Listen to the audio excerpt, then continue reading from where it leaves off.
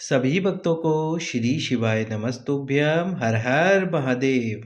तो जैसा कि आप सभी जानते हो कि हम पशुपति व्रत की पूरी सीरीज यानी कि 5 सोमवार की पूरी पूजा आपको करके दिखाने वाले हैं। पहले सोमवार की पूजा हमने आपको करके दिखाई दी है, जिसका वीडियो आप हमारे डिस्क्रिप्शन बॉक्स में देख सकते हैं कि पहले सोमवार की पूजा किस प्रकार से करनी है।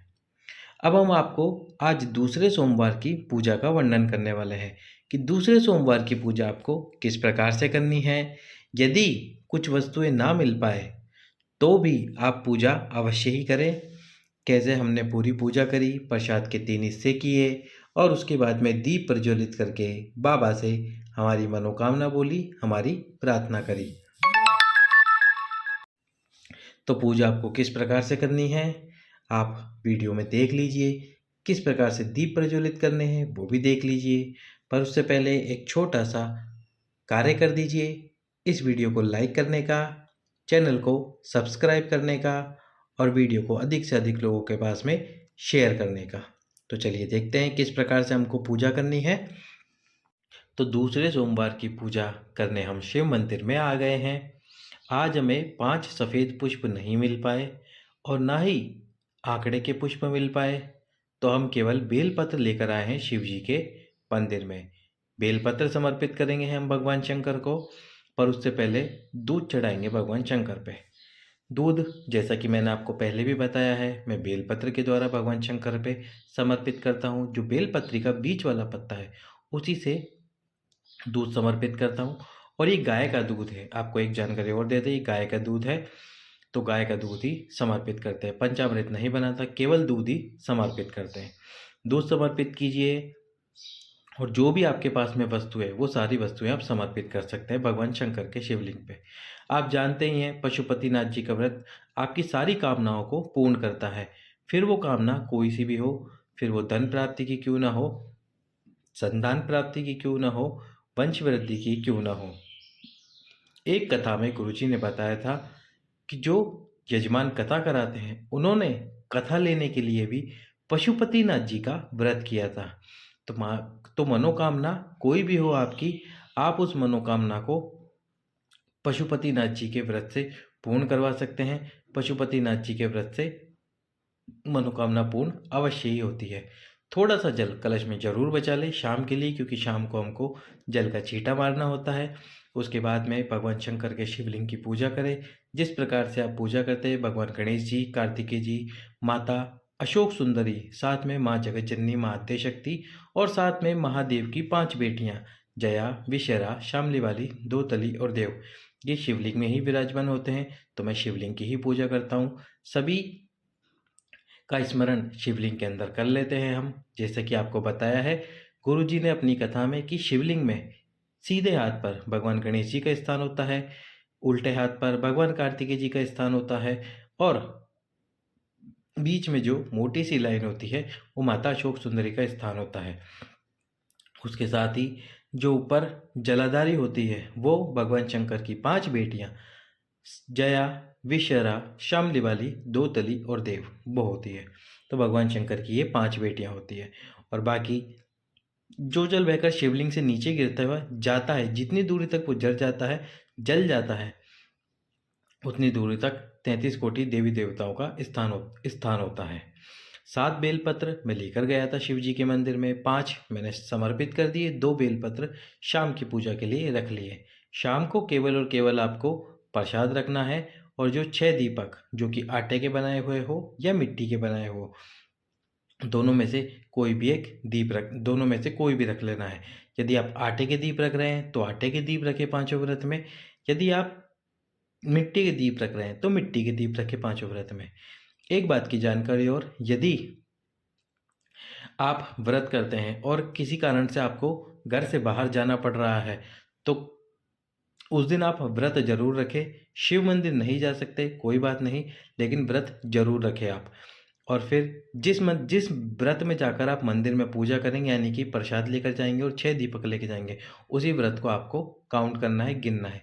एक बात की और जानकारी दी थी गुरुजी ने पशुपतिनाथ जी के व्रत में कि जिस मंदिर में आपने पहला व्रत शुरू करा है उसी मंदिर में आपको पांचों व्रत करने हैं। इस बात का विशेष ध्यान रखें।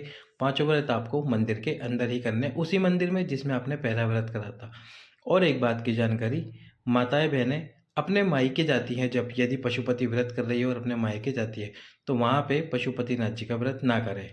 यदि वो करती है वहाँ पर, जैसे कि मान लीजिए पांचों व्रत अपने मायके में ही कर रही है, तो फिर जो जो सामग्री वो मायके से लेती है उन सारी सामग्रियों के पैसे अपने मायके वाले को अवश्य ही दे।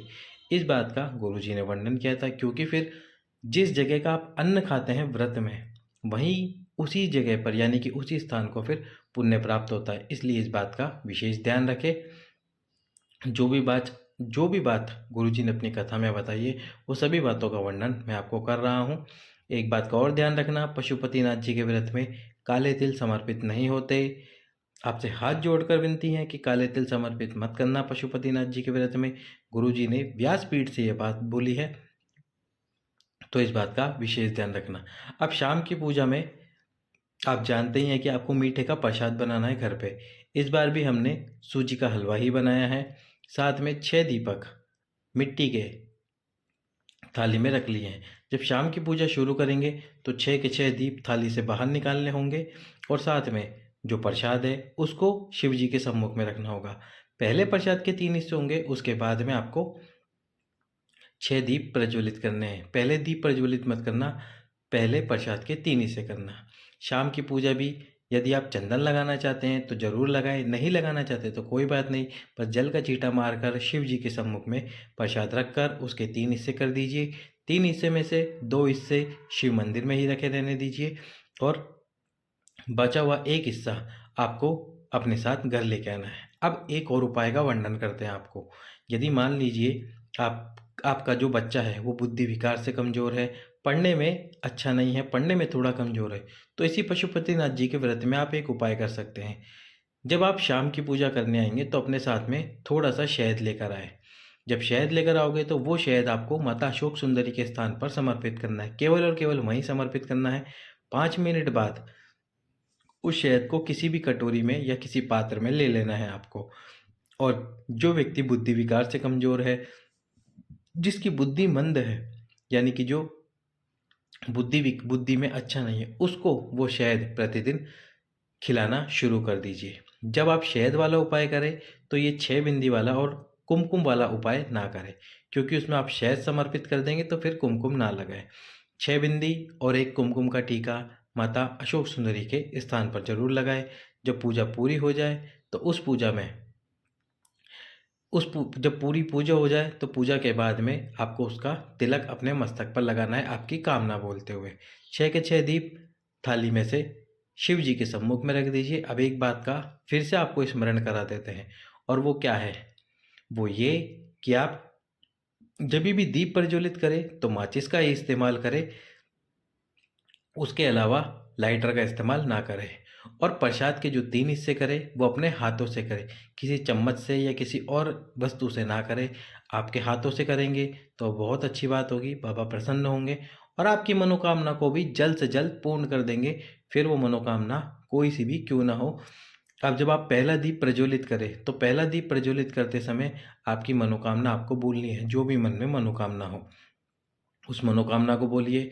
और उसके बाद में आपको दूसरा दीप प्रज्वलित करना है, फिर मनोकामना बोलनी है। साथ में एक बात और बोलनी है, यदि मुझसे कोई गलती हो गई हो भोलेनाथ तो मेरी इस गलती को क्षमा कर देना। पूजा में करना नहीं जानता या जानती हूँ, मुझे क्षमा करना। यदि मुझसे कोई गलती हो जाए तो उस गलती को क्षमा कर देना। 5 ही दीप प्रज्वलित करने हैं, जल्दी जल्दी में 6 दीप प्रज्वलित मत कर देना। कहीं 6 दीप प्रज्वलित कर दो फिर छठे दीप को बुझाकर वापस लेकर आओगे घर पर, तो ये अच्छी बात नहीं होगी। तो इसलिए इस बात का ध्यान रखना, 6 दीप ही प्रज्वलित करना, पाँच दीप प्रज्वलित करना, क्षमा करना, 5 दीप प्रज्वलित करना।